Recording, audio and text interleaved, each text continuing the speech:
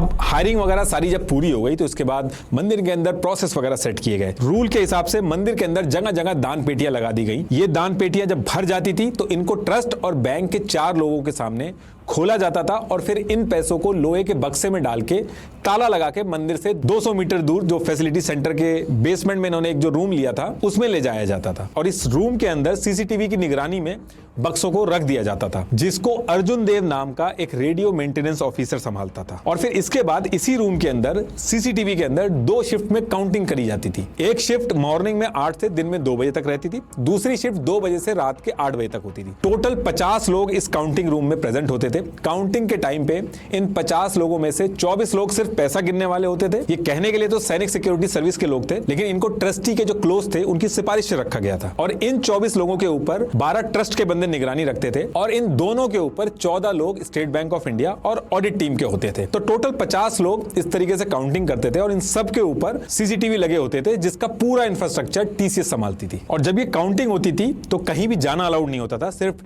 बगल में जो टॉयलेट था वहां जाना अलाउड था और सिर्फ खाना खाने के लिए अलाउड।